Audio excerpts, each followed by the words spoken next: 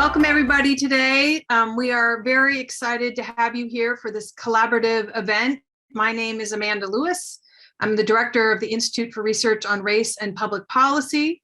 For those of you who don't know the Institute, a core part of our mission is to increase society's understandings of the root causes of racial and ethnic inequality.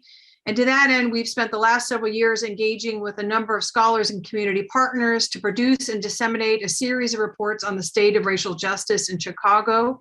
You'll be hearing about some of that today from our colleague Fructose Bezaldua. We are thrilled today to be collaborating with the Center on Tax and Budget Accountability, whose work we have appreciated and admired for a long time. CTBA identifies, develops, and introduces into the public debate rigorous, nonpartisan, data-driven analysis and progressive, equitable public policy recommendations that will improve the fiscal health of Illinois and other states. They strive to be the preeminent source for objective, honest, reliable, and relevant analysis of state and local tax and budget-related issues. Today, we are bringing our reports together to focus on how declining support for public colleges and universities has had an unintended but disproportionately negative impact on Black and Latinx young people and families in particular. The declining support for public colleges and universities is in some ways a textbook example of what many refer to as structural discrimination or racism, an institutional policy practice or action that at its face value is neutral in intent, but which has a differential and harmful impact on racial and ethnic minority groups. Using Illinois as a case study here, we're going to be bringing these two reports together to examine the relationship between declining support for higher education, student loan debt, and racial wealth gaps. A few housekeeping issues before I introduce our speakers. We're recording this event. It will eventually be shown on CAN TV on their YouTube page, and we will repost it on IRPP's website, which is irrpp.uic.edu. I want to let you know we're using Zoom's version of live transcript to caption this. Although it's getting better, it's still not the best. We apologize for any mistakes. Sometimes they're quite hilarious. And remind you to please put your questions in the Q&A. We will be posting things in the chat, but for any questions you have for the speakers, please put them in the Q&A and we'll have time for all of those at the end. I'm going to start by introducing our two main speakers, and then after they're done, I'll introduce our panelists. To begin with today, we're going to be hearing from Ralph Martiri. Ralph has helped CTBA obtain numerous legislative successes, including passage of the evidence-based model of education funding in FY 2018, a state earned income tax credit, creation of a bipartisan legislative task force to integrate workforce and economic development policies, passage of the 2011 tax increases and corporate accountability legislation that requires public reporting of economic development benefits created through receipt of tax breaks and other subsidies. After Ralph is done, we will hear from Fructose Bezaldua. Fructose is a PhD student in the sociology department at the University of Illinois at Chicago and the lead author of the report he'll be talking about today. He's broadly interested in studying racial inequalities, the intersections, connections between the privatization of public higher education, student loan debt, and racial wealth inequality. He's also interested in the construction and impact of legal status restrictions to public assistance in the United States. So thanks very much for joining us, and I will turn it over to Ralph. Hello, everyone. I am Ralph Martiri. I'm Executive Director of the Center for Tax and Budget Accountability, and we are thrilled to be working today with the Institute for Research on Race and Public Policy, because really their approach to looking at these very difficult issues is just spot on. A lot of people believe that the ills we see in society, like discrimination, et cetera, are primarily based on individual choices, and certainly individual discrimination plays a role. The bigger role by far and away has been sort of the structural discrimination built into these large core public systems that has disadvantaged low-income populations generally, but Black and brown populations specifically, literally for generations. And so shining a light on these policies and trying to come up with a policy-driven way to address these ills in society is really just the right thing to do. And so I applaud the IRRPP and everything that they do. Now today, what I'm going to talk about is a report that we did on higher education and how the state's disinvestment in higher education has actually created some problems. So yeah, go to that first slide, Allison. So Here's the thing. One thing that we know about the data is that the correlations between educational attainment and economic viability in the modern economy keep growing stronger and stronger over time. If you look at it over there in 1979, someone with less than a high school diploma earned $749. After you adjust for inflation in weekly earnings, after you adjust for inflation, in 2020, that had actually declined to $619. Then you go all the way to the far right. If someone had a bachelor's degree in 1979, their weekly wages were just over $1,200. They are now over $1,400. What this graphic clearly shows you is that while it may not be an absolute guarantee of getting a higher paying job, certainly getting a college degree of some sort or another is a ticket to better wage. Next slide, please. The gap between the wages earned by full-time workers who do and don't have a higher degree just continues to grow, and on almost a straight line basis over time. This really shows you how important higher education has become, and that it really is something that should be viewed as part of an education continuum, all the way from early childhood up through higher ed. We can't compartmentalize these items anymore. We really have to view them as part of a unique experience that all students need. All students need to have early childhood services, quality K-12, but then they also have to be able to access higher education. And that's just to be competitive in the modern economy from a wage standpoint. I really should note that wages of all workers, irrespective of educational attainment, are actually higher in those communities that have a higher concentration of college-educated adults. What that means is the value associated with this higher degree is one that transcends the individuals that earn them and actually impacts their community. Next slide, please. Now, the Brookings Institute did some really interesting research, and they tried to determine what the impact of a post-secondary degree was on mobility among different income classes. And while the data may be a little sort of hard to understand, I'm going to walk through this slide because I think it's really, really important. If you go to the far right there, what that shows you, if you look at the blue, 42% of the adults or the individuals who were born into the bottom earnings quintile stayed there if they didn't have a high school, anything more than a high school degree. Interestingly, as you move up, what it further shows is only 13% of those individuals who were born in this bottom earnings quintile and didn't get a post-secondary degree actually made it into one of the top 2 earnings quintiles at the far left. Meanwhile, if individuals were born into the bottom quintile of earnings, but actually attended college, whether through the ordinary course, did it right away after completing high school, 40% of those individuals made it into the top 2 earnings quintiles. But if they did it at any point in their life, 51%. So really, attending university is really, really important from a mobility standpoint. If someone wants to be able to earn a higher standard of living, move up income quintiles, and actually see a better quality of life. Next slide, please. So the state of Illinois has recognized this, and a few years back, they established their, quote, 60% by 2025 goal. It's established by the Board of Higher Education. All this means is they wanted 60% of in-state adults to actually have a post-secondary degree by the year 2025. Now, the bars show you that when they initially announced this goal, we were kind of on target for meeting it, right? The green line going across the top there shows you where you should be if you're going to meet the goal, and the orange bars show you where we actually were. But over time, from 2013 forward, we started declining, right? And falling way off of the progress needed to actually satisfy this goal of having 60% of all adults with a post-secondary degree by 2025. Now, there's a lot of reasons for them, but one of the key ones is funding by the state. Next slide, please. So this kind of table, I think, really sheds a light on what's been happening with higher education in the state of Illinois. The general fund is the state's primary fund for investing in core public services.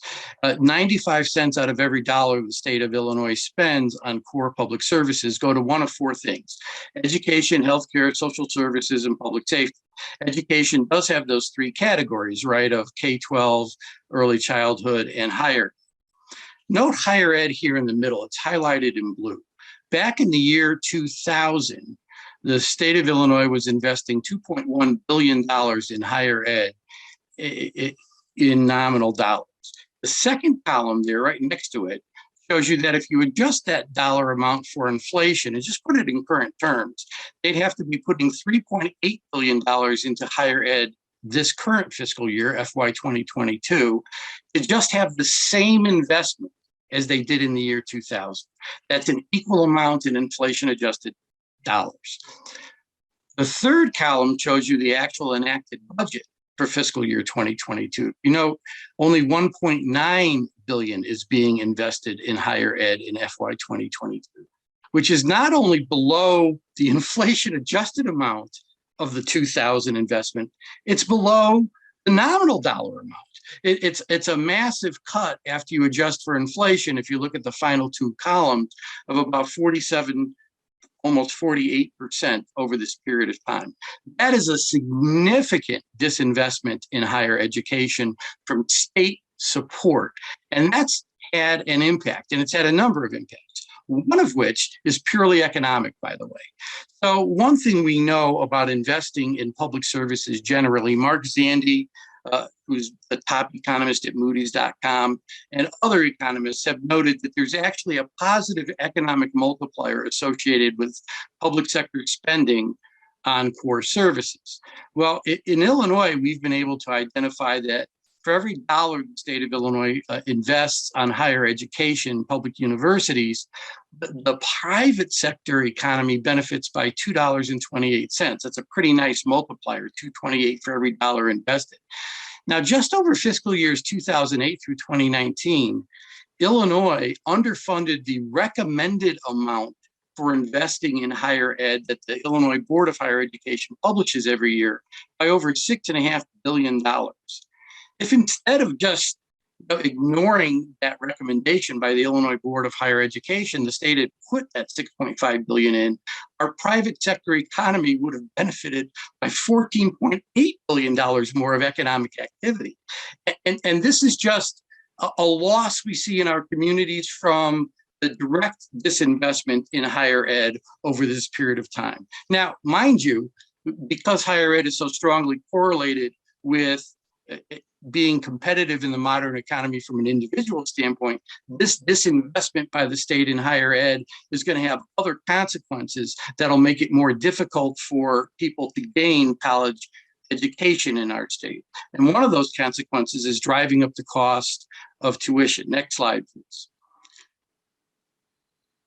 So if you look at this graphic, in fiscal year 2003, this is before the state of Illinois really started cutting higher ed, 74% of the cost of an individual attending a public university in our state was covered by the appropriation the state of Illinois was giving to public universities. And only 25% of the cost was being covered by student tuition and fees, student costs. By fiscal year 2020, the next column over there, public support of higher education had declined so significantly that it was only covering 35.9, call it 36% of the cost of an individual attending a public university in our state. Tuition and fees jumped up to covering 64%. That's a massive flip in responsibility for revenue to fund higher education, really throwing by far and away the predominant burden onto students as opposed to onto the state. And if you look at the final two columns there, that compares what happened in Illinois to the nation. Yes, there was a similar trend going on in the nation where there was a shift from state support to student-based support for funding higher education, but the shift wasn't nearly as dramatic at the federal level as it was in Illinois. Some more numbers. In 2000, Illinois ranked as the 13th highest state from a tuition and fee standpoint for a public university on average. By the year 2020, we had jumped up to having the fourth highest cost of tuition and inflation. Over that period of time, tuition and fees in Illinois actually increased by 138% in real inflation adjusted terms, or more than double. That's really going to make it difficult for a lot of families to send their children to institutions of higher learning in our state. Next slide, please. So we did see a decline, not surprisingly, in enrollment in our public universities over this sequence. And you could see that the nation saw a decline too. So the bar on the left shows you that overall, from 2010 to 2020, public universities across the country on average saw a decline in enrollment of 4%, full-time students attending their public universities. In Illinois, the decline was 5 times worse, 20%. And a lot of that has been being driven, obviously, by the spike in tuition. And that spike in tuition is very much caused by the state underfunding. Next slide, please. So we've also seen a dramatic shift in the number of in-state students staying here to attain their post-secondary degree as opposed to moving to other states. And this graphic, I think, makes it very clear.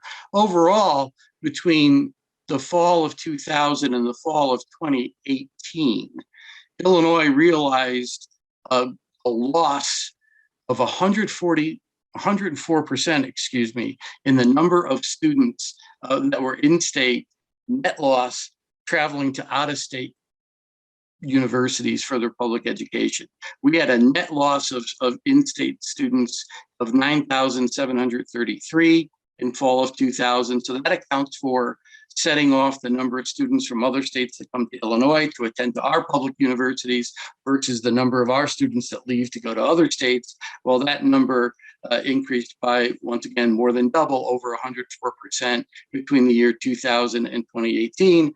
And not surprisingly, correlated very strongly with the growth in tuition in Illinois for public universities, vastly outstripping the growth in tuition in other states across the country. Next slide, please.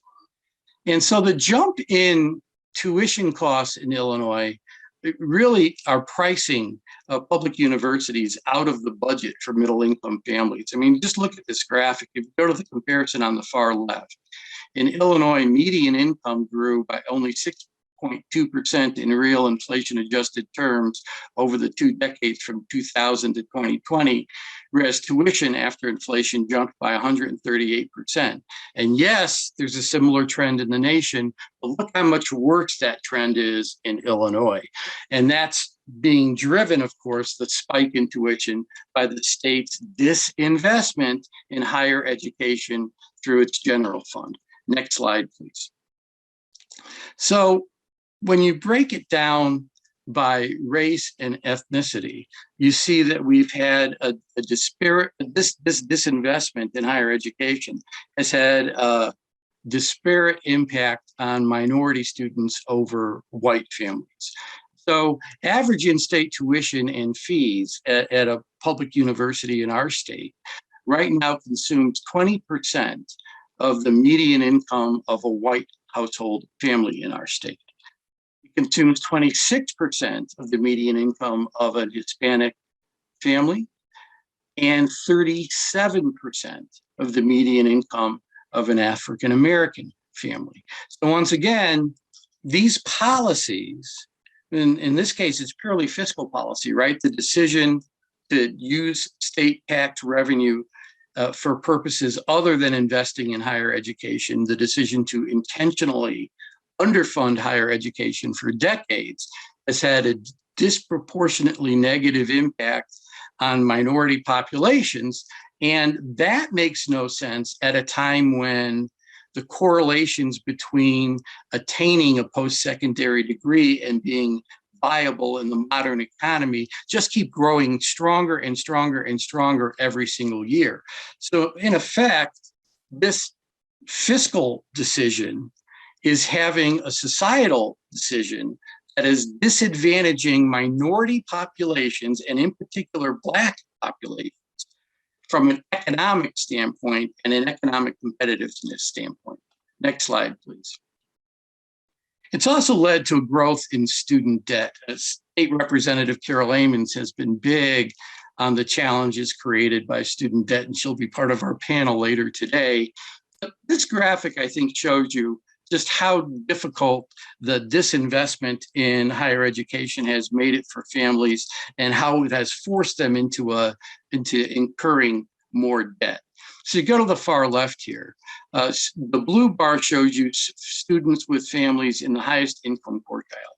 Almost half of those families, 49%, took out some sort of student federal loan to help cover the cost of higher education. But almost 70% of the students with families in the lowest income quartile had. And remember, there is a lot of quote unquote needs-based assistance provided to low-income families. And despite that, nearly 70% of all low-income families have to rely on student debt as a way to attend a university. Now, the next comparison, very next one over, shows you that after 12 years, 27% of the students who are in that top income quartile had been able to pay off their loans completely, where only 14% of the folks in the bottom income quintile were able to do that. And after that 12-year period, to go to the next comparison, the balance remaining on the loans for those in the top income quintile was about 59% of the principal initially taken out, whereas 91% of the principal initially borrowed was still outstanding for those folks in the bottom income quartile. And then we go to the very last comparison on the far right. What it shows you is after 12 years, only 14% of those students who are in the top income quintile had ever defaulted on their student loans, while 41% of the students in the lowest income quintile had. So what we're seeing is the disinvestment by the state of Illinois obviously is feeding into this trend, forcing families to take out more debt to cover the cost of getting that post-secondary degree. And that debt is very, very difficult for families in the lower income quintiles to pay off. Next slide, please. This one was really eye-opening. It's data from the National Center on Education Statistics, and it shows that after 12 years from starting college, the median white borrower still owed 65% of their student loan. The median Black borrower owed 113%. That's right, more than they initially borrowed, for a number of reasons, not being able to pay off principal, paying some interest only, having the principal then grow over time, but forcing students to take out more loans, more debt to cover the cost of attending a university is really having, as the data are showing us, a very disproportionate impact on Black families across the nation. Okay, next slide, please. Now in Illinois, and this is a very busy slide, I'm going to try to make it very clear what's going on here. If you look at that gray line that squiggles across the top, that gray line shows you the percentage of tuition and fees covered by the MAP grant given in Illinois. And the MAP grant is financial aid. It doesn't have to be repaid. That goes to students who have some needs. In the year 2000, what you could see is the MAP grant covered a significant portion of the cost of student attending public university in our state. 66%, 2/3 of the cost was covered by MAP grants. Then a bad thing happened. The state started underfunding higher education generally and MAP grants in particular. So between the year 2000 and 2020, tuition and fees, as we noted previously, skyrocketed in Illinois, but the MAP by over 138%, but the MAP grant went up by just 3%.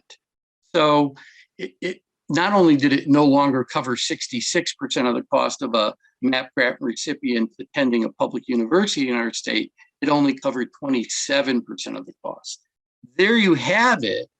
This decline in this very key financial aid grant given by the state of Illinois that really enabled students to cover most of the cost of attending a public university declined so significantly that if these students really wanted to go and didn't have other financial aid coming their way, they had to take out loans. And that's just, had a tough impact on a lot of families across the state. Next slide, please. And this impact has included the community college level too. So very similar graphic. MAP grants initially covered a significant portion of the cost of attending a community college in our state, 53%, but because of the disinvestment, they declined to covering only 23%. In fact, over this period of time, and this is really eye-opening, MAP grants on an inflation-adjusted basis between the year 2000 and the year 2020 actually decreased in value by 11%, while cost of tuition and fees at community colleges went up in real inflation-adjusted terms by 86%. So that dog won't hunt. That really, really hurt a lot of vulnerable families. Here's the kicker. Over half of all MAP grant recipients are first-generation students, over half. Meanwhile, over half of all undergraduates at public universities in our state who identify as either Black or Latinx receive MAP grants. So the disinvestment in higher ed generally, the disinvestment in MAP grants specifically, once again, has this negative, disproportionate impact on Black and brown families that is now, it's a matter of official policy. We know it, we should do something to reverse it. So the final slide in my presentation, it just shows you that there's a correlation between college completion and race or ethnicity. And what you could see at public universities, what we see is 38% of the Blacks are able to complete their degree. Community colleges, 14%.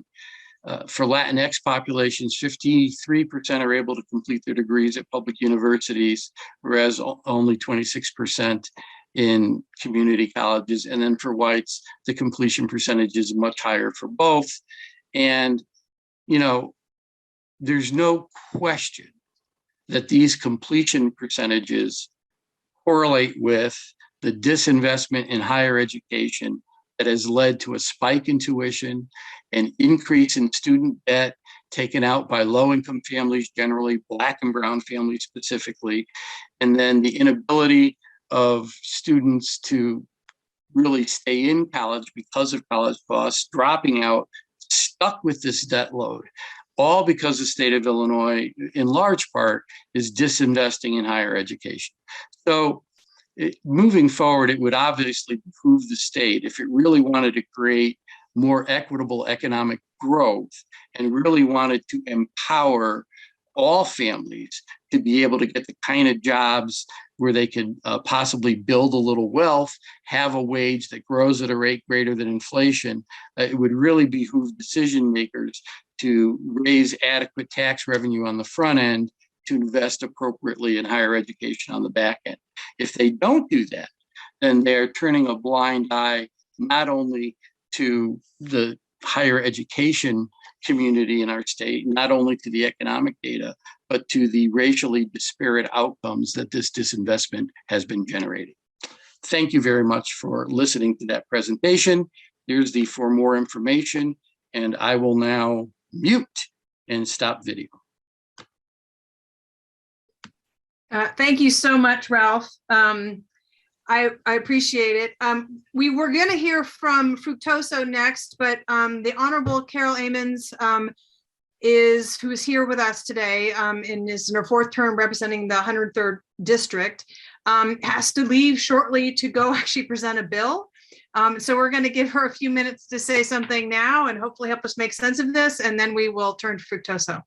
There you go, Carol, thanks. Thank you. Just for those who may be on the call that may not know me, I'm Representative Ammons of Champaign-Urbana, which is the 103rd District. And I apologize, but we are in full swing session, and I have a few bills on the calendar that I'm waiting to call. But I do appreciate this gathering, because this gathering speaks to all of the work that we've attempted to do with the Center for Tax and Budget Accountability with Ralph Martiri and his staff around equitable funding for higher education. We passed House Bill 2170 as the Illinois Legislative Black Caucus, and there was really a center point on that piece of legislation that really is a response to, I believe, what Ralph has demonstrated in his slide presentation around access to higher education, and really where we are going with communities of color, specifically African Americans. We saw that there was a significant need for us to look at how we're funding higher ed across the board, which is why we did the Equitable Funding Commission that some of you may be on. And we are working diligently to try to bring that commission together, similar to what happened in the K through 12 space around equitable funding for K through 12, where we're in the same space with higher education. And as Ralph demonstrated, the state over the last 2 decades and more have spent a lot of time moving money away from higher education. And at one point, under Governor Rauner, we thought that we would have irreparable damage to the higher education system as a result of what was happening in the governor's administration at the time. And now we're trying to recover from what was already problematic before Governor Rauner came aboard, and built upon this consistent disinvestment from higher education. But I think the draw into this point that I think Ralph showed also on one of the slides that we did in House Bill 2170 was really trying to put money specifically into the educational pipeline for minority teachers, specifically recruiting Black male teachers to be in our classrooms and to go through our teacher colleges like the University of Illinois has with our College of Education. And we also really wanted to make sure that we had the commission set up in a way to really examine the full problem as Ralph has laid out. Clearly, the data is already there to tell you what communities are in, but all communities across the state are really suffering around the issue of higher education because it's unchecked tuition. And we, meaning the General Assembly nor the public, have a lot of say on what the tuition costs are that are being passed on to families across the state. And so although we've put a lot of money into MAP, we increased the MAP, we increased the AIM High program and changed the provisions there so that more minority students could benefit from AIM High. So we've made the policy adjustments where we could make those policy adjustments. But I think my advocacy in the coming term will really be based on 2 things. One of them, of course, the work of the Funding Commission and making sure we have equitable funding on the table and that there's a metrics by which to measure that. And 2, that we really zero in on making sure the dollars reach the communities that really need it the most, as your slides really show around the debt load that communities experience. All communities are experiencing the debt load, no matter how much resources you may have, because of the way tuition is increasing at a faster rate than any other debt that we experience, but also a way for us to really come out of that consistent increasing of costs for higher education. And then the last part that I want to add to this conversation is that we have a significant housing crisis, as I think Ralph showed on one of these slides. And housing has become a real issue for students who are on the margins, right? When they go to universities across the state, they're really on the margin when it comes to being able to afford the true cost of that education. And so I know a lot of our institutions say, well, our tuition is only A, B, or C.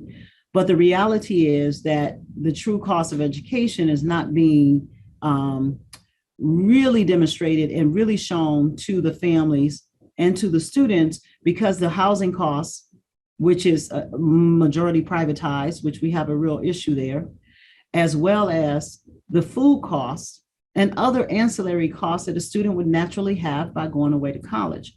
And those are not considered, unfortunately, in the cost of going to school. And so I think that the work that the center is doing, hopefully we'll do more work together over this summer. I'm a Hunt Fellow, which I'm working with the Hunt Institute to really focus on the teacher pipeline this summer that we can invest in and really give people an opportunity for higher education, and specifically communities of color that are not represented in classrooms across the state of Illinois really should receive the support financially as well as by policy to make sure that we can close the disparities and the gaps. I don't know how many more of these that I can sit through, and I've seen Ralph's material over the years, and the message is the same. We just need more stakeholders that may be on this call involved in the policy decisions and changes that are necessary to bring equity truly to the space. Equity cannot be done when you say, we're just going to give everybody the same thing. Your numbers will never adjust. You will never see the change that many of us say that we want to see. So I do apologize for not being able to stay on for the question and answer portion of this, but I do hope that the participants can walk away with some really great ideas that members like myself are always open to. I will have a fellow in my office this summer, a doctoral student that's going to work with me specifically on trying to make legislative change in the various areas where we see that the disparities are sitting right in front of us. And we see them every single year in every single conference. We see these disparities, but we have enough intellectual capacity to make the recommendations at the policy level to make these changes. So that's what I'd love to do. And thank you, Amanda, for, and to my colleagues who are on this panel, I apologize sincerely for jumping in at this time, but I definitely didn't want to leave without sharing a few thoughts with the participants. Well, thank you so much for being with us, Representative Ammons. We really appreciate it. We know what a busy time it is, and we appreciate not you just being here, but all the important work you're doing on behalf of the folks at the state of Illinois. So thank you so much. All right, now we're going to bring Fructose in to talk about the IRRPP report. If he wants to go ahead, there you go. Thank you. Hello, everybody. Hi, let me just share my screen here really quickly. Okay. Hello, everyone, and thank you for attending today's event. To follow up Ralph's presentation on the new CTBA report on the continued disinvestment of Illinois public higher education, as well as the remarks by the Honorable Carol Ammons, I prepared a brief presentation highlighting key takeaways from the IRRPP report, Chicago's racial wealth gap, legacies of the past, challenges in the present, and uncertain futures. The IRRP Wealth Report is part of a larger State of Racial Justice series released by the IRRPP, all of which are available at the IRRPP website. Given existing racial wealth gaps in Chicago, our report focused on how wealth inequalities impacted and shaped lived experiences and opportunities for individuals and communities in Chicago. Thus, our report was centered around the question of a Chicago for whom? I start by documenting some general trends on racial wealth gaps. So this first slide highlights racial inequalities in Chicago households with zero net worth.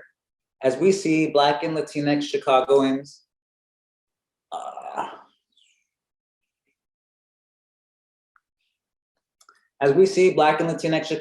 are about twice as likely as white Chicagoans to have zero net worth. These are families who have no financial cushion to face any even small financial bump in the road. And these Chicago patterns are also consistent at the national level. So this next slide here shows median net worth of US households.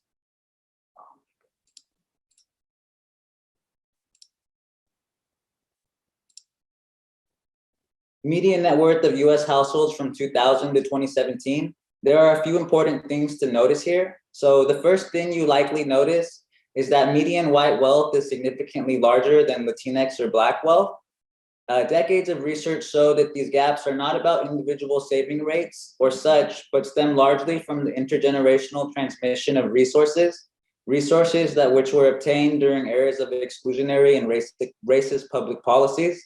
Importantly, we see here that not only do white households have more wealth, but that white wealth has increased at a significantly faster rate than Black and Latinx wealth over the last 17 years. And then lastly on this slide, you should notice that while median Latinx wealth has increased after the Great Recession, median Black wealth has largely stalled. You can see that here in between 2010 and 2017. So these last two slides highlight two key facts about the racial wealth gap. One, that Black and Latinx families are more likely to have zero net worth. And two, that racial wealth gaps have increased over time, due in part to public policies, and that these facts are true locally here in Chicago as well as nationally. So this next slide here highlights median net worth of US households by educational attainment. And there are two key takeaways from this slide. So the first thing that you likely notice is that white bachelor's degree holders have 5 to 6 times as much wealth as Black and Latinx bachelor's degree holders, and that even whites with less than a college education have more wealth than Black and Latinx college degree holders. So the broad takeaway is that earning a college degree does not put Black and Latinx college degree holders on similar wealth building trajectories as white college degree holders. Looking at patterns in wealth help us to understand why these people have different middle class experiences and why middle class experiences are so different across racial groups. In our report, our findings show, as has been shown in past research, that these disparities in wealth attainment and wealth building trajectories are in part due to the intergenerational transfer of wealth, but that they are also exacerbated by contemporary public policies, such as how we fund higher education. So as you see on this slide, we interviewed middle class families comprising of professional/managerial workers with college degrees who have children. And they were overall a relatively well-off group compared to the general population. On the surface, one might expect all of these respondents and families to be financially secure and on paths to build wealth for the future. However, as our report documents, Black and Latinx respondents and families were in more difficult financial situations and were mostly not on track to build wealth in similar trajectories as white respondents. This was caused in part by inequalities in family background and unequal access to family wealth. As we see on this slide, Black and Latinx respondents were more likely to come from a family situation that was struggling growing up, while white respondents were more likely to come from a family situation that was well off growing up. White respondents were also more likely to come from dual degree households. So given these drastically different financial situations and wealth building trajectories, we categorize respondents into 3 different categories. So the first category is financially vulnerable, and then treading water, and then stable. So these categories were based off holistic assessments and interpretations of respondents' financial situations and wealth trajectories, rather than rigid numerical cutoffs. As such, these categories describe the continuum of middle-class experiences that our respondents were experiencing. And as you can see in this graph, Black and Latinx respondents were much more likely than white respondents to be in financially vulnerable financial situations, while white respondents were much more likely to be in stable financial situations. In addition, we also see that 1/3 or more of Black, Latinx, and white respondents were in situations where they were treading water. So as our report details, the experience of being middle class is shaped in important ways by racial inequalities and access to family wealth. As such, we found that white respondents generally received more financial support from parents and were less often called upon to provide financial support, whereas the opposite was true for Black and Latinx respondents, with many receiving no financial support and instead providing support for others. So we found that one of the pivotal moments in life when the racial differences in access to family wealth mattered significantly was when respondents went to college. So as you can see here, white respondents were much more likely to have full financial support for college, whereas Black and Latinx respondents were much more likely to receive no financial support. So here are some examples and some excerpts from our interviews highlighting these disparities.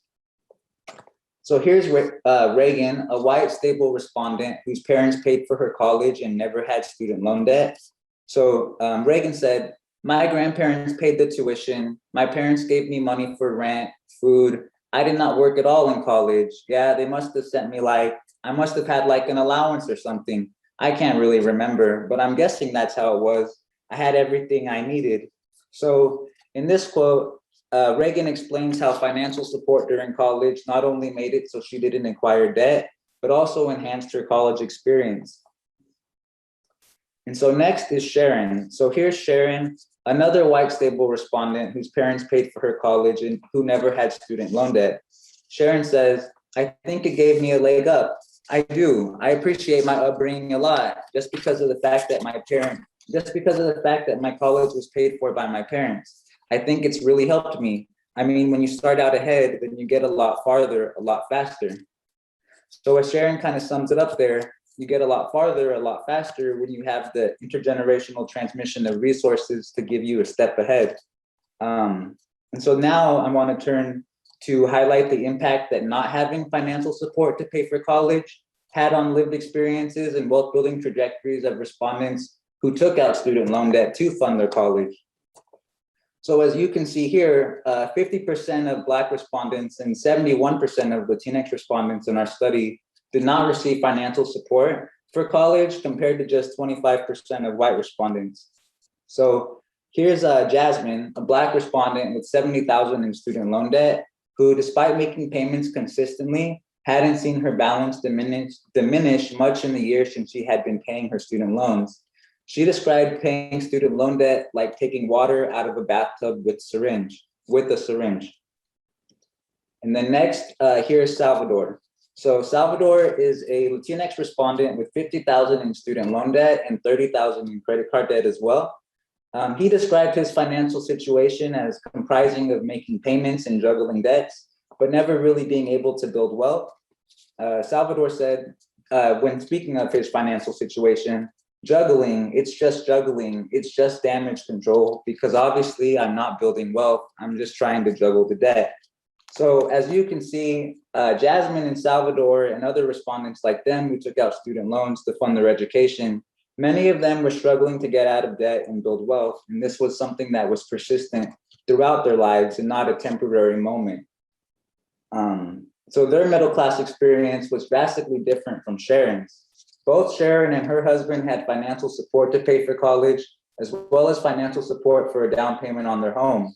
This put them on a path to avoid debt and to build wealth. Sharon summed this up when explaining how they received financial support for their home down payment, saying, that made the loan that much smaller, which means the interest we're paying is that much less, and we paid it off that much quicker. It just multiplies and multiplies and multiplies.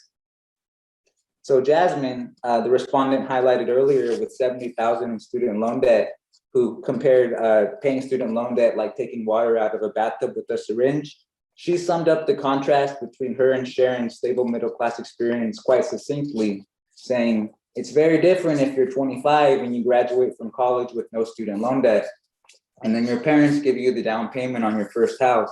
That sets you up totally different than a 25-year-old with student loan debt and not having any financial backing or safety net. And so the first job out of college, you're paying all the bills. So up until this point, I've highlighted how infusions of family wealth and the lack thereof have caused respondents and families to experience drastically different middle-class experiences and wealth-building trajectories. However, as our report documents, racial wealth gaps are also driven by the directional flow of financial resources into and out of families.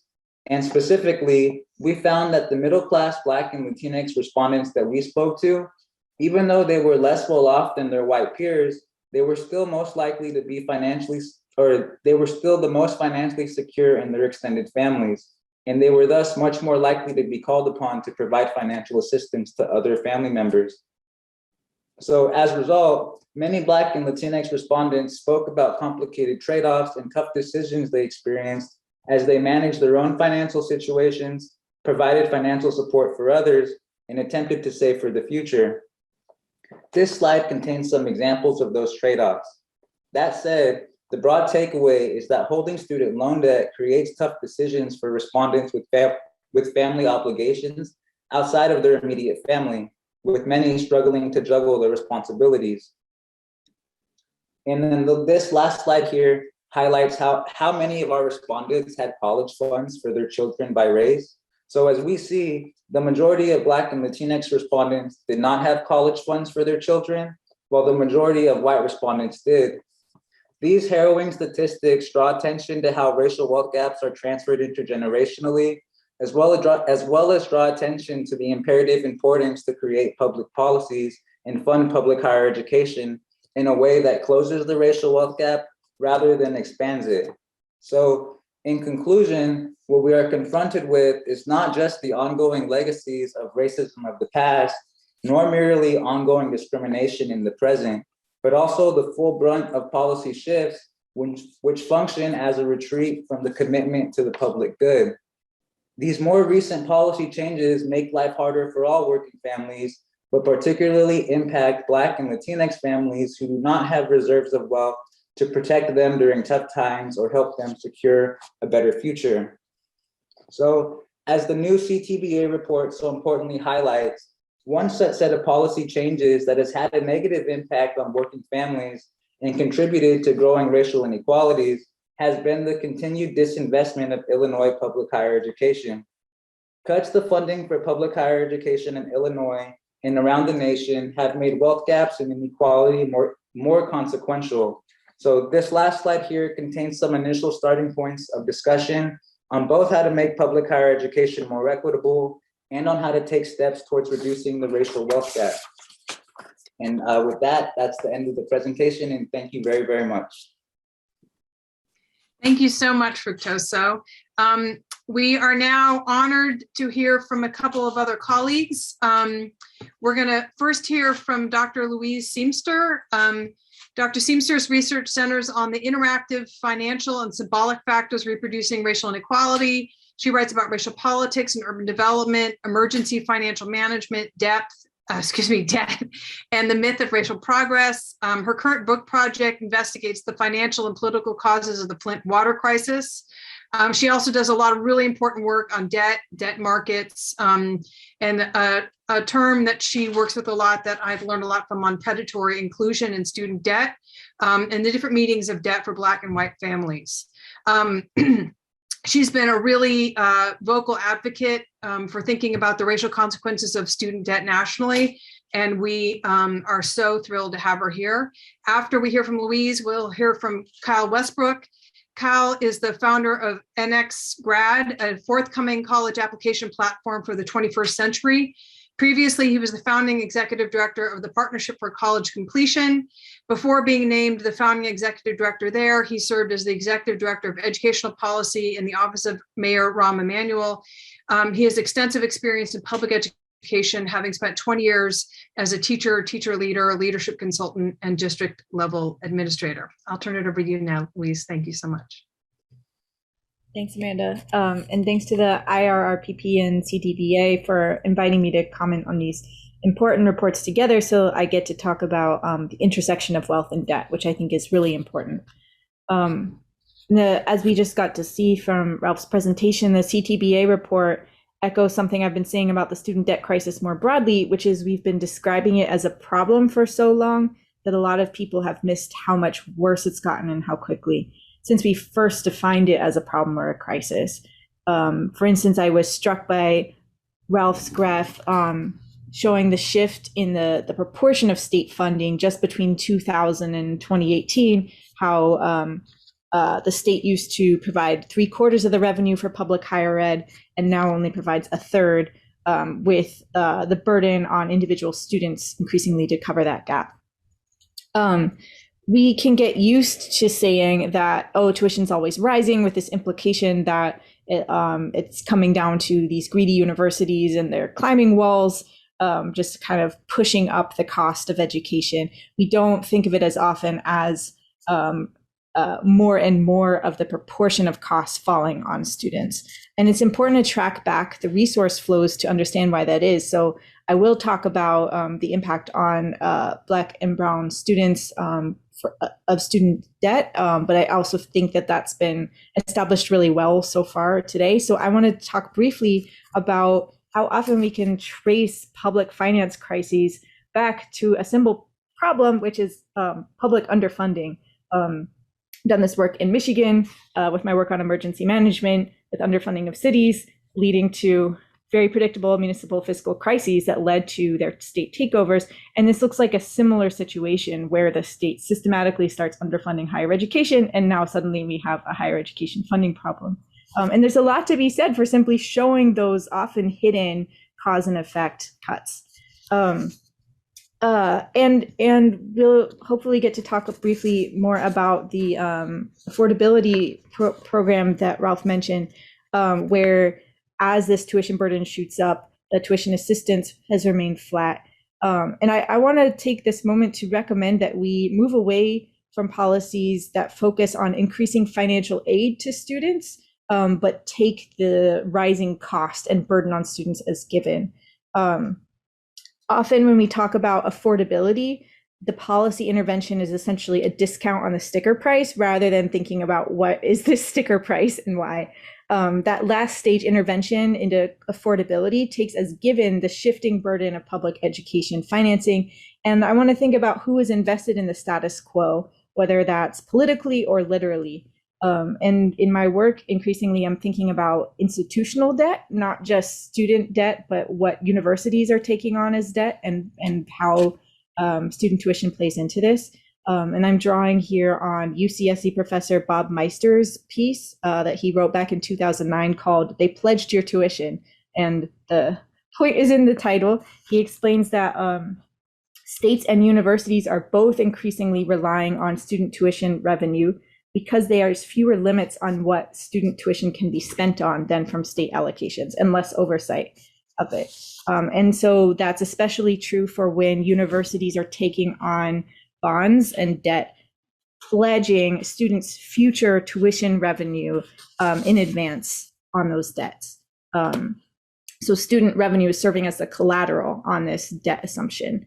And those outside interests from people like bondholders help explain what might otherwise be a nonsensical economic situation, which the CTBA report shows very well. It shows the state forfeiting revenue, whether that's in terms of lost students to other states, many of whom are coming to the University of Iowa, which now is heavily recruiting people from your state, and is our solution to our own tuition and economic higher education financing crisis. But the state's also forfeiting revenue from these economic multipliers Ralph mentioned and the extra taxes. We have to consider who benefits from these manufactured crises and how higher education is being used as a financialized tool. I think that will help us get past what Representative Ammons correctly identified as we tend to have these conversations over and over to look at what's actually causing these problems at the upstream level. And by buying into having the student provide revenue for higher education, we've walked away from offering a public service. We should consider what the consequences would be of if we funded public institutions upfront as institutions for everybody versus offering aid for a few people who have to prove their eligibility. And that's part of how we've shifted our model kind of imperceptibly from a public good to discussions where people are often concerned about what if someone gets public education for free when they don't deserve it. And when we have these conversations like this, like talking about who's deserving and who's not of public education, those types of approaches to higher education will differentially hurt Black and Brown and low-income students the most. My co-author and I, Raf Sharon-Chenier, and I, as Amanda Lewis said, we call this system predatory inclusion, which we define as giving marginalized people access to a benefit like higher education that they were formerly excluded from, but on terms that negate the benefit. And I think that it's very unsurprising to see predatory inclusion in a model that is using students as revenue streams. These two approaches go together. And finally, my work and the work in the IRPP report that Fructose just showed so well calls into question these assumptions that higher education will close the racial wealth gap on its own. Instead, wealth is primarily inherited, so it is actually driving the differential impact of education on wealth. So it's a circle where the racial wealth gap is both generating these inequalities and then they feed back into education as a magnifying effect on wealth. In our own recent paper on student debt cancellation, we unfortunately found that when you look at Black and white borrowers, that the racial wealth gap is actually greater. So it shows a magnifying effect of attending college on racial wealth inequality because of the way we finance higher education through debt. And the IRRPP report shows how long student debt remains with Black and Latinx families in Chicago. The CTBA report mentions the studies showing borrowers 12 years out from starting school having these disparate abilities to pay off their debt. I can add a link later to a Brandeis report that goes even farther into the future, showing 20 years out, the median Black borrower still owes almost all the debt they began with, and the median white borrower has paid off all but 5% of their debt. So that disparity that the CTBA report showed is actually magnified even further out. But I also want to point out that we're talking about prior cohorts. These are people who did not experience the higher debt levels, debt assumption levels that people are expected to take on when they're going to college today, meaning that things will probably be actually worse for this cohort of students starting college now.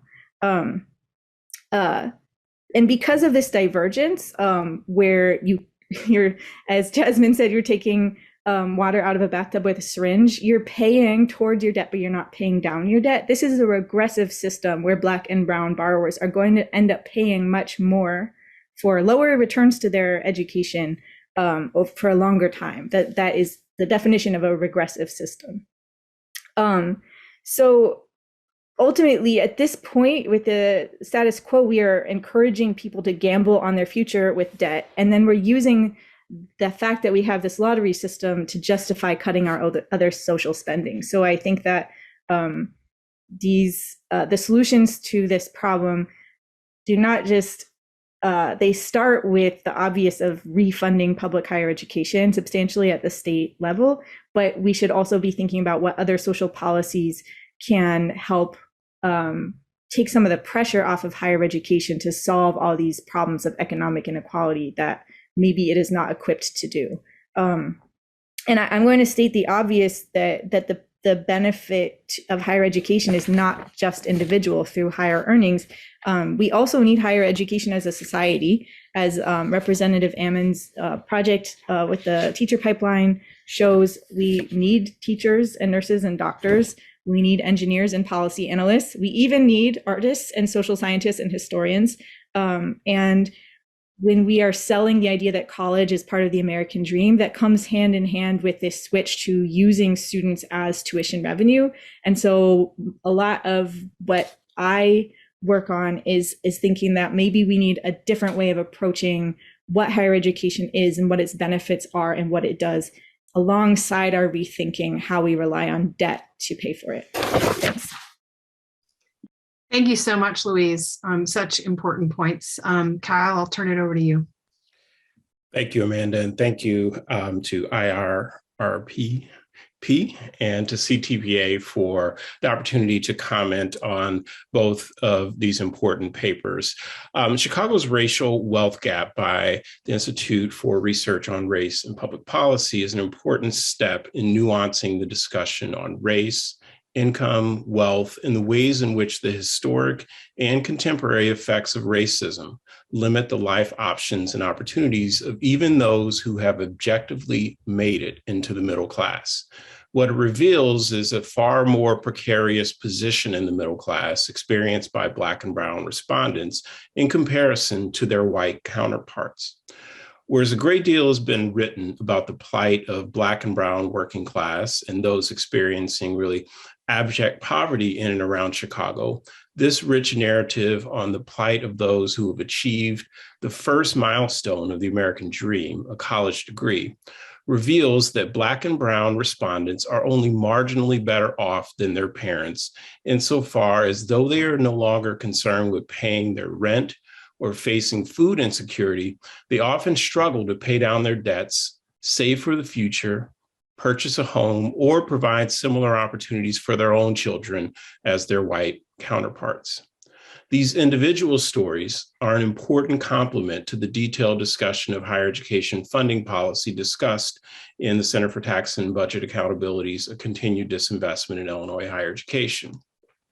A follow-up really to CTBA's similarly detailed 2017 work on the same subject, the report details that unfortunately not much has changed in 5 years, and the prospects for Black and Brown and low-income students entering and completing their college degrees without life-altering student debt remain limited.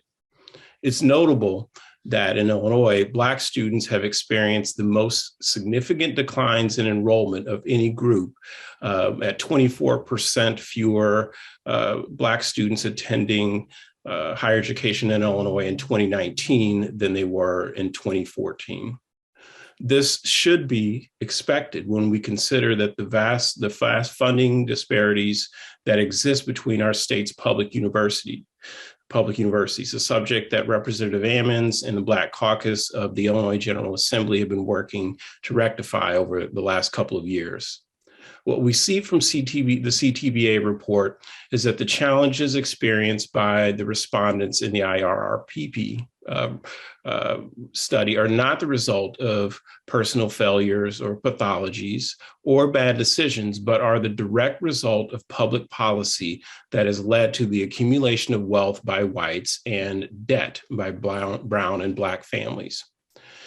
In this case, policy decisions made under Democratic and Republican administrations to disinvest in the most dependable escalator to the middle class for Illinois' most economically vulnerable students and their families, our state's public higher education system. Heather McGee recently published a book called The Sum of Us, in which she detailed the ways in which the retreat from public investment has hurt all Americans. To paraphrase hers and a number of scholars' arguments, when the term public was perceived to be a euphemism for the white working class, few objected to massive public investments like the New Deal programs of the 1930s, the GI Bill of 1944, or massive federal housing subsidies in the 1950s, all of which excluded Black people from these benefits. Yet, when the Johnson administration, as part of its Great Society program, expanded the definition of public to include more Black and brown people, a retreat from public investment quickly began. Thus, in the minds of too many white voters and white elected officials representing them, the worthy public, white and working class, was losing their share of public resources to the unworthy public, largely Black, largely brown, and largely urban. This was not happenstance, but was a deliberate strategy pursued by Richard Nixon, Ronald Reagan, both Bush presidents, and to some extent, Bill Clinton. And I don't think that I have really say much about the exploitation of this strategy by the last president. You might be tempted to say, well, we live in Illinois, and our state is unlike Mississippi, Alabama, Texas, and other states that have adopted not so subtle approaches to disenfranchising and limiting resources and life prospects of Black and brown people. And to some extent, you're correct. However, as CTBA has demonstrated, racialized policy in Illinois doesn't come in the form of laws against critical race theory, but in the form of a massive disinvestment in the most important vehicle for racial equity in our state, its educational system. Indeed, until the passage of Senate Bill 1 in 2017, which finally rationalized our state's K-12 funding with an eye towards equity, Illinois was among the worst in the nation in the amount of state support to its public schools and remains nearly the last in the cost of attendance of our state's public universities. The unfinished work of the General Assembly is to apply the same equity lens to how Illinois funds its higher education system, and as importantly, reimagine a state in which our investment in our higher education system is significantly higher than what we spend on our prisons in our state, because right now they're roughly the same. Thank you.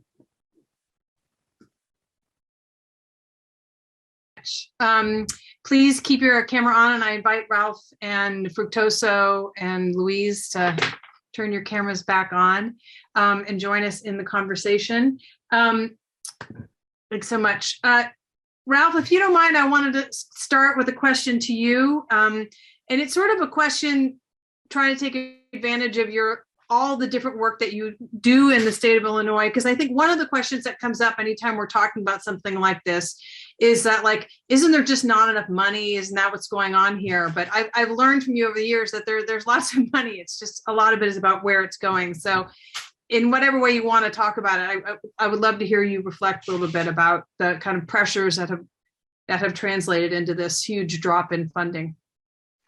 Yeah, so the state of Illinois does have fiscal problems. I mean, that's the truth, and the data bear that out. It has an honest structural deficit, meaning if you just adjust for inflation and population change, assume a normal economy, our revenues grow like this, but our costs grow like that. And that's if we had no program. So having your revenue not grow with your costs over time is a prescription for political failure, because the only way to solve this problem, honestly, is to either raise your revenue up to your cost line and keep it there. And believe it or not, tax increases are politically difficult to do, or cut your spending right down to your revenue line every year. Well, when 95 cents out of every dollar goes to education, health, social services, and public safety, that's hard to do.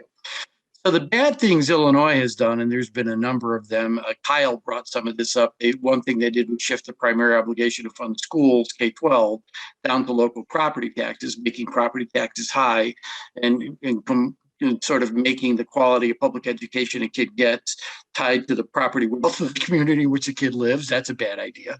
They underfunded public pensions for decades and just wrote an IOU. And so now they're blaming public employees for having this huge pension debt, when it's really never been about the benefit given. It's always been about the failure to fund. But when it comes to higher ed, here's the very sort of cynical thing they did. They said, hey, they've got another funding source besides state aid. They've got tuition.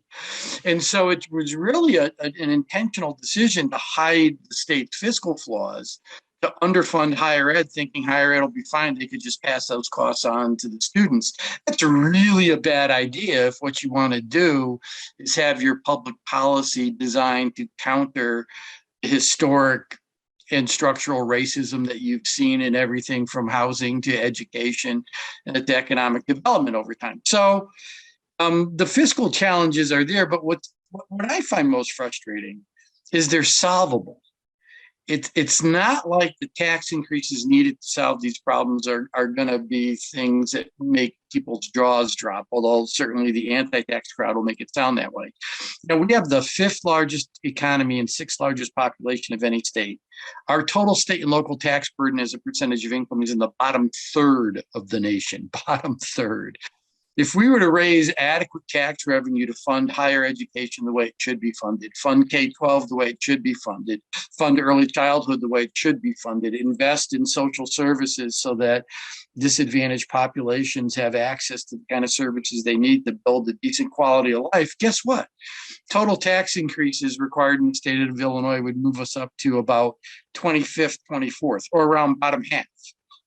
Still not high tax if you have the 6th largest population and 5th largest economy. So yeah, it is a bit of a fiscal problem and how they sort of decide to spend their money.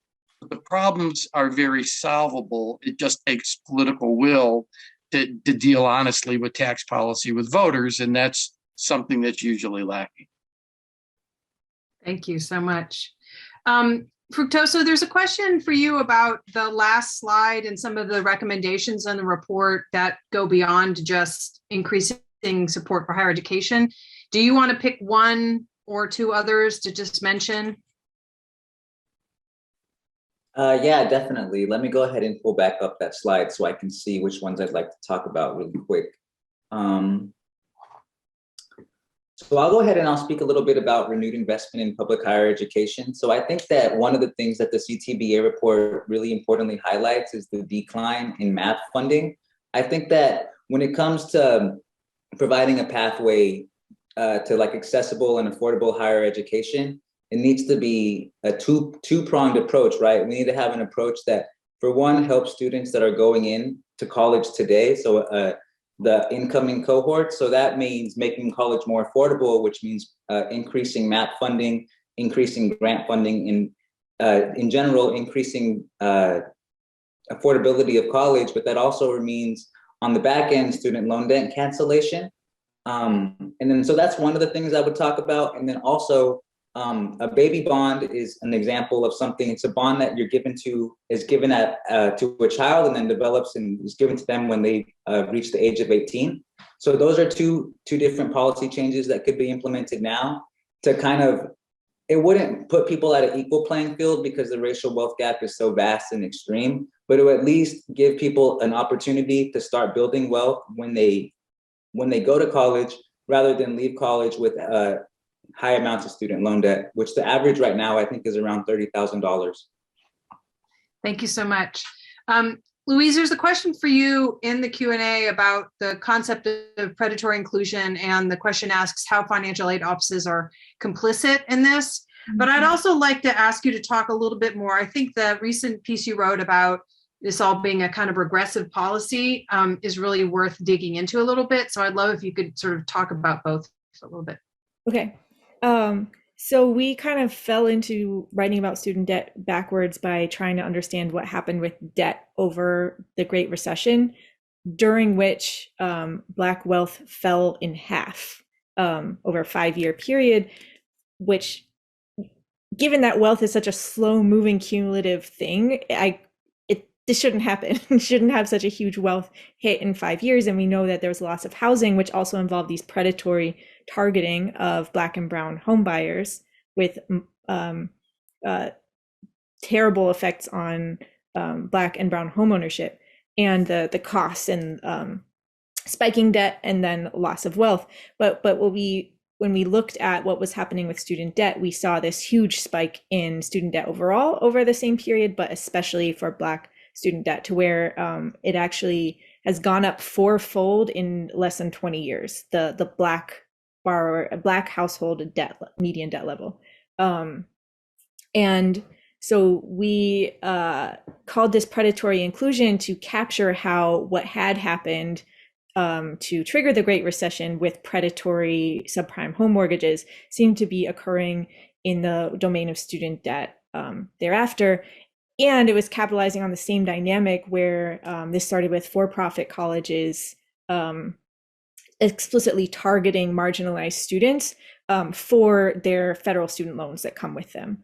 And in even pegging the cost of their tuition to exactly how much they could squeeze out of students, and capitalizing on the fact that the Great Recession had driven up Black unemployment to historic levels, and that people were getting pushed out of the labor market and needed to get more credentials to be considered viable to get back into the labor market. So basically profiting off of inequality.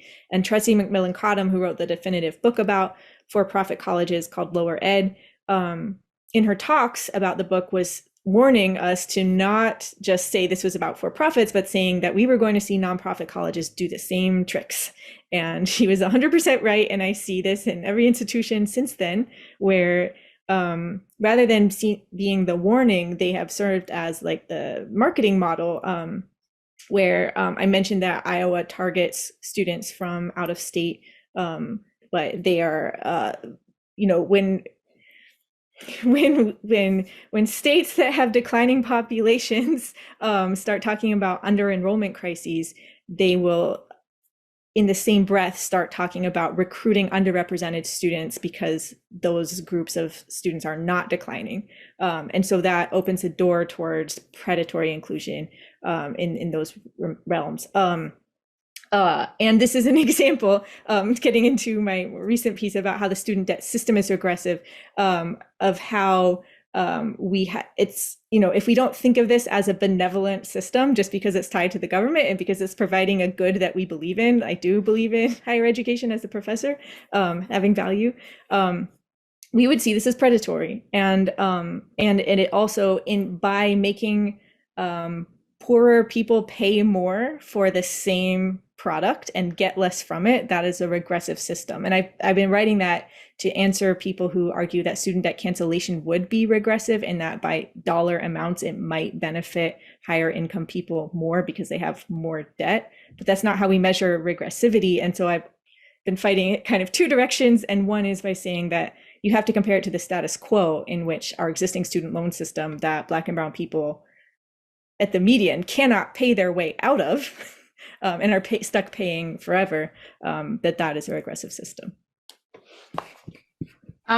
This all reminds me of, I'm visualizing the connections to all the different ways related to what Ralph was saying earlier, that governments right now are trying to close budgetary loopholes without just resorting to income tax, through predatory fines and fees, through other kinds of ticketing practices, through a wide range of things that are having a disproportionate impact.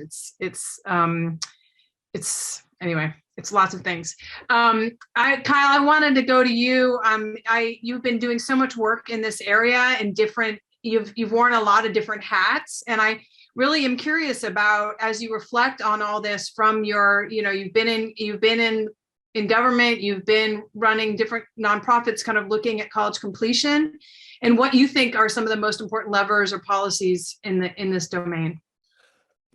Thank you. Yeah, I think there's a couple of levers that I think are really important. And I'll give a shout out to Mike Abramson at the Partnership for College Completion for really internally helping to shine a light on a critical dimension of higher education in particular, which is that the assumption is that in a state, that when it comes to state funding, that the state funds our higher education system. All of our universities get the money they need. And, we know, and what Mike has done really a great job of showing is that, and this is part of the intellectual kind of underpinning to HB 2170 that Representative Ammons and the Black Caucus was responsible for getting through the legislature, that not all of our public university systems are treated the same way by our legislature. So when we look at the institutions that are serving the highest proportions of Black and brown students,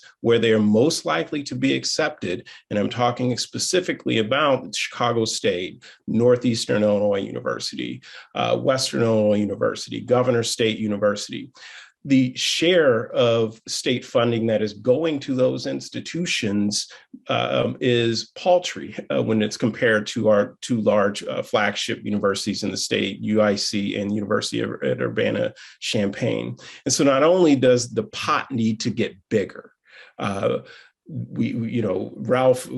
has ably demonstrated that we should actually be funding our higher education system at about twice the rate that we're funding it right now. Not only should it be that pot need to get bigger, but it also needs to be divided in a way that's more equitable, that ensures that the places that our students are going to, our Black and brown students, that they are receiving the money that is necessary to educate the students that are walking through the door. Instead, what we've done is similar to what we've done in K-12 education, which is we underfund our low-income schools, and then we blame them for their inability to marshal the resources to make sure that students can actually persist and graduate. We blame them, and then we, under previous administration, we would put them up and say, we should close them. And in fact, nothing could be further from the truth. We actually need to be investing more in places like Chicago State and more in places like Governor State that are really doing yeoman's work of trying to elevate Black and brown low-income students and give them that ticket into the middle class. And instead, like I said, it's a similar conversation to what we had in K-12 in the city of Chicago, when we had massively underfunded, under-enrolled schools. And what we said was, well, we just need to close them. And that, to me, it hints at a larger public discourse that I alluded to, which is about our investment in the public, how we define the public, who is the public. And as long as we continue to think of the public as in our current sort of nomenclature, that public being bad is equated to public being Black and brown, we will lose the opportunity to expand the definition of what public truly means and include all folks in Illinois who need the resources. And that includes folks in our rural communities who don't have access to the same types of higher education experiences that our students deserve, frankly. Thank you so much, Kyle. I absolutely echo the need for a reinvigorated investment in the public in the broadest possible way. We are unfortunately just about out of time. I just wanted to thank all of you, but also just there are a couple of comments in the Q&A, more comments than questions. One pointing towards the need to substantially increase MAP funding in the state, and another pointing to the multiple problems of all our students going to study with Louise in Iowa, and the kind of loss to the tax base and all that sort of thing. I appreciate everybody joining us this evening. We are out of time, but this is such an important conversation, and we hope to continue this conversation in other forms in the future. As we said, we will be emailing out to everybody a link to the video from this after the fact, if you'd like to share it with others, and we will also make all the slides that you saw today available. So thanks everybody for joining us. We really appreciate it. And we'll hopefully have more time to discuss this important issue sometime soon.